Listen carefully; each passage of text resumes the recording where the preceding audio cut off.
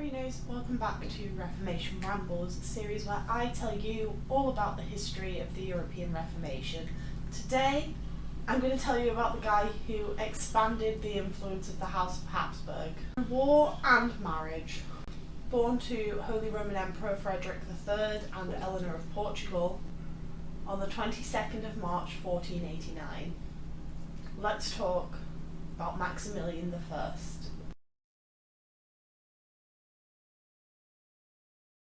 Part 1. Early life. Maximillian was born in Vienna Neustadt. I'm going to put the name up on the screen in case I'm saying it completely wrong. He was named after a lesser known saint. The saint was Maximillian of Hesse because his dad said that he saw this saint come to him in a dream and warn him of imminent peril. Whilst Maximillian was still an infant, him and probably more specifically his parents were besieged in Vienna by Albert of Austria. And it was not a fun time. Is any of the past a fun time? Really?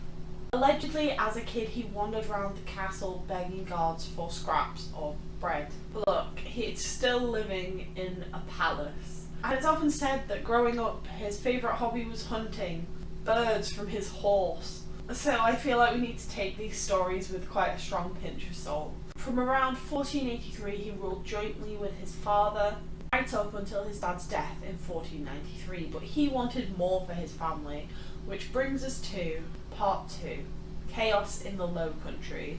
So around this time the Duke of Burgundy ruled over substantial parts of what is now substantial parts of the north and east borders of France. The reigning Duke Charles the Bold was Maximilian's dad's sworn enemy, but after sieging Neuss in 1475, his dad secured his son's marriage to his enemy's daughter, Mary of Burgundy, and they were officially married on the 19th of August 1477. When her dad died, he was killed in battle, Mary inherited all of his lands in France and the Low Countries. Maximilian wanted to secure the land for the Habsburgs. Now, Salic law was in place across France at the time, which essentially meant women can't be in charge.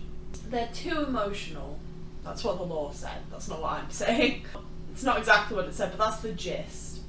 So France tried to reclaim these lands for the crown. As well as this, the King of France, Louis XI, didn't really want them getting this power, so contested this Habsburg power with military force. Maximilian successfully defended his wife's lands against this French military invasion, essentially. He went at Guingate, which is now Nguingate, or Nguingeta, I'm not sure, on the 7th of August 1479. Now, their marriage contract meant that their children would succeed them, but they couldn't be each other's heirs. So if Mary died before they had kids, then Maximilian was out. Dunzo. Gone. Mary tried to loophole this by gifting him some lands. Mary would die from a riding accident on the 27th of March 1482, at which point Maximilian really focused on securing these lands for kind of himself, but his son Philip. But some provinces were super hostile to Habsburg rule. In 1482 he signed the Treaty of Arras with France, which meant France got control of Artois and Franche-Comté. And just before Mary's death there had been an uprising in Gelderland that they had successfully suppressed, and between 1482 and 1492 there'd be a few uprisings, mainly because the areas felt like they had more autonomy when Mary was in charge. A lot of the modern day Netherlands were suspicious of Maximilian. They really didn't trust his motives. One major rebellion was in Utrecht. The rebels actually signed a treaty with Louis XI of France, forcing Maximilian to give up Franche-Comté and Artois. That's actually how they gained it. The rebels would eventually capture Philip and Maximilian, but they were defeated by Frederick III before he died. We're still before his dad's death at this point. In the county of Tyrol, the Duchy of Bavaria went to war. Bavaria lent Tyrol some money, they wanted it back, and eventually they demanded that Maximilian step in and settle this dispute. Maximilian took control of Tyrol, and by extension took on the debt himself.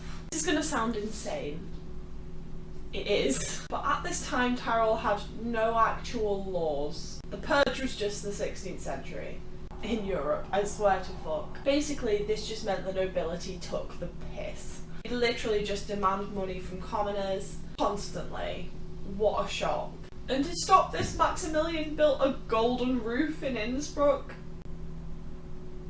overlooking everything, to show he's watching, I guess. To swing his dick. Who really knows? And he began to financially reform the state. After this, he was mostly accepted as the person governing on his son Philip's behalf, because Philip's still a kid. Meanwhile, in Switzerland, the Swiss won at the Battle of Dornach on the 22nd of July 1499, and Maximilian had to sign a peace treaty in Basel on the 22nd of September 1499, granting them full independence from the Holy Roman Empire. That's not all he at least attempted to rule over. Part 3.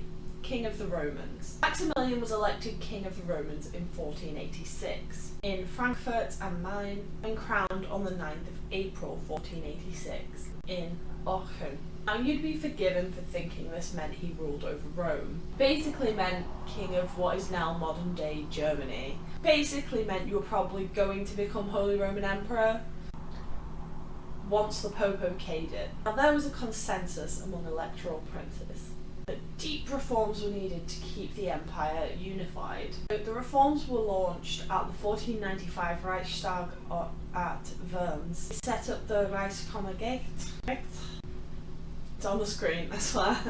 Which was supposed to operate separately to the emperor. That didn't really work out. The sort of tax he set up to fund it, the Gemeinpfennig, and collecting it just did not work out.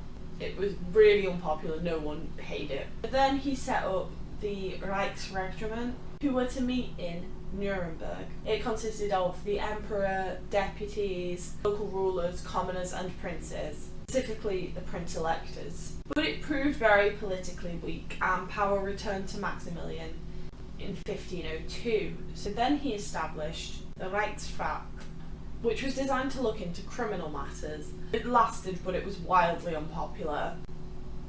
And later, Maximilian would get the first warnings of the Reformation that was to come. But he died before it came to fruition.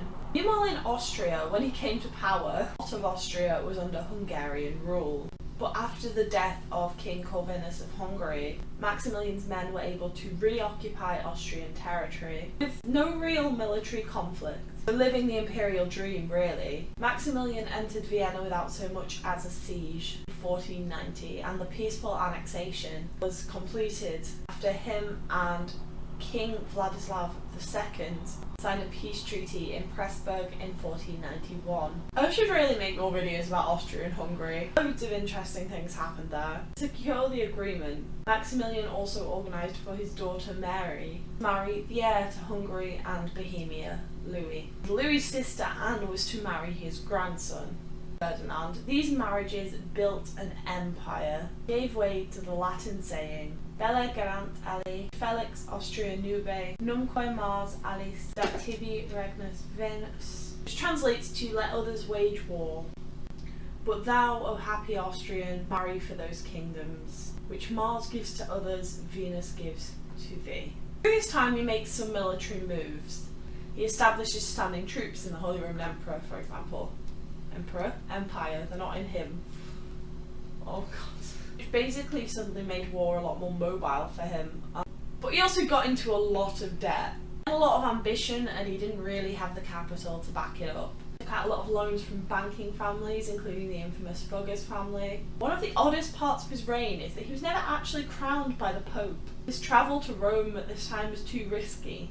But Pope Julius actually proclaimed him the Emperor-elect at Trent, which kind of broke the requirement that the Holy Roman Emperor needed a papal coronation. And in amongst all of this, he is, of course, part 4, fighting the French. Louis XII of France decided to claim the Duchy of Milan around 1499 to 1500 and drove out the Sforza regent, Il Moro, into exile. What's this got to do with Maximilian? Well, Maximilian was married to the daughter of the Duke of Milan, Bianca Maria Sforza. But he failed to stop this French takeover. This was the start of the Italian Wars, To combat this, an alliance was formed. This was the Holy League with Henry VIII of England, formed in 1513, just generally oppose French expansion. And they'd win at the Battle of Spurs, preventing French invasion into what is now France. Now it's North France. But they were less successful in Italy.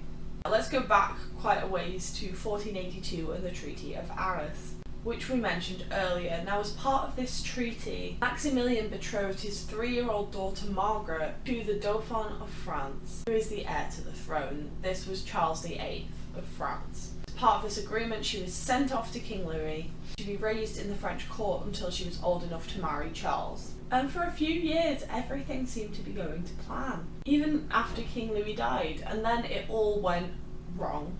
After Louis died, Charles was still too young to rule, so his sister Anne acted as regent until 1491, when he was old enough to take over.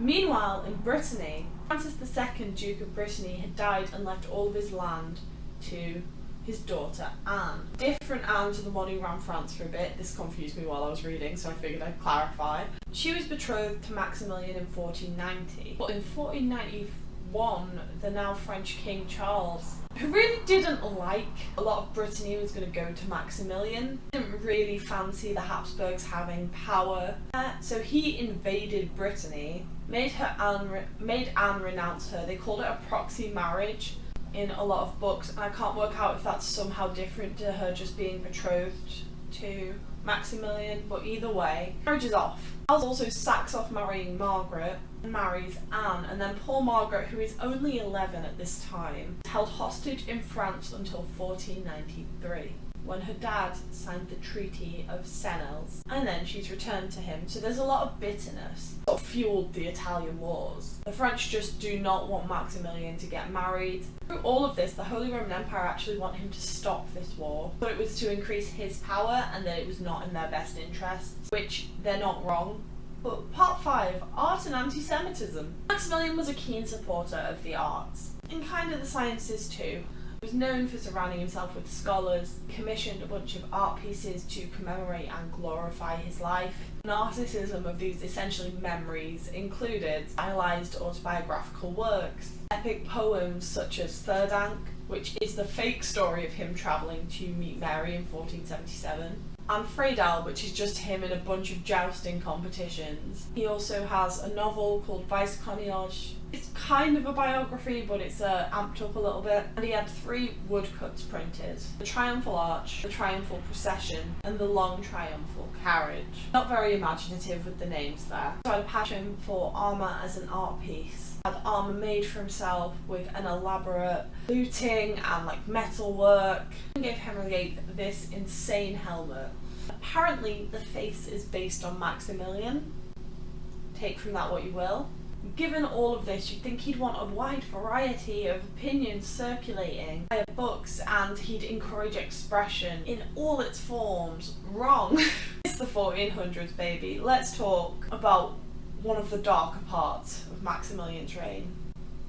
In 1486, he expelled the Jews from Vienna and Vienna Neustadt. This is 6 years before home of the Inquisition, Spain, expelled Jews, and it wasn't until researching this video that I had any idea this had ever happened. In 1509, he passed an imperial confiscation bill. Basically, Jewish works were all to be confiscated, including prayer books. So he gets this guy called Johannes Pfefferkorn, who, by the way, is an awful person, just in general, to confiscate all of these works. Bob, we can't look at people with modern values when this was 500 years ago. No, he was a piece of shit. He lobbied Maximilian to destroy Jewish books. Confiscation of all of these books began in Frankfurt.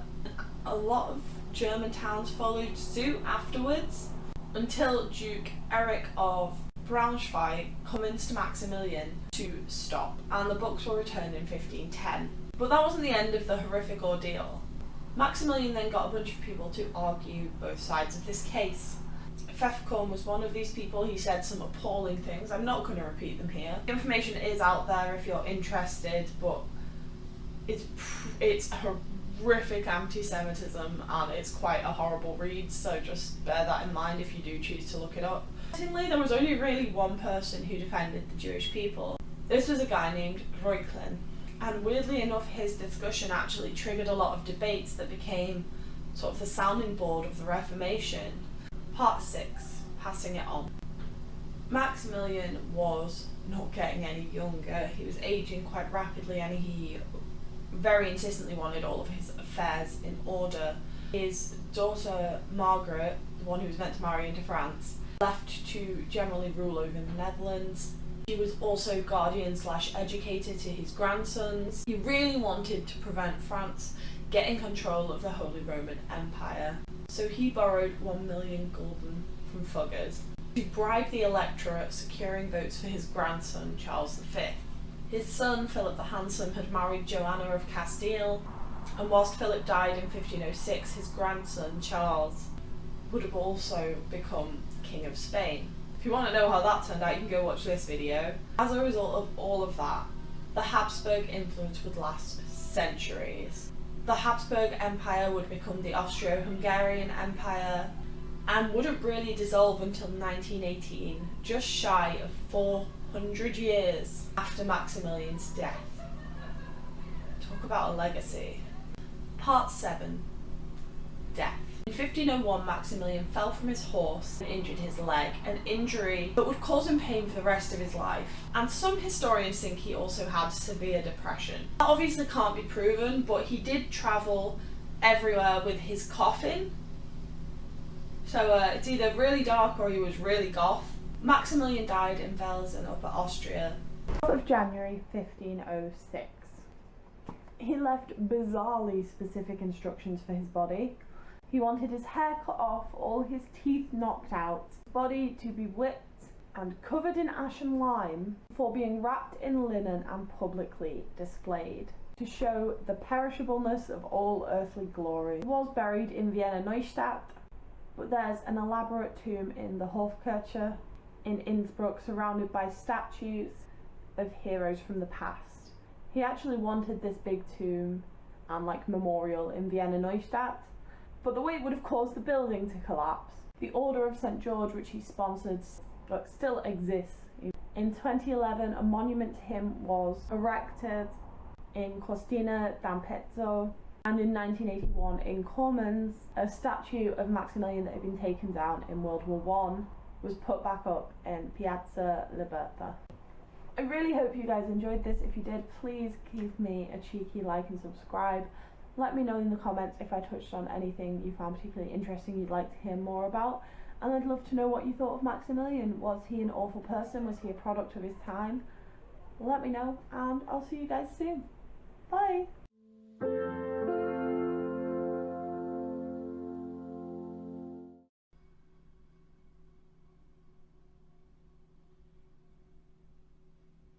Can you all stop? I'm trying to film a video.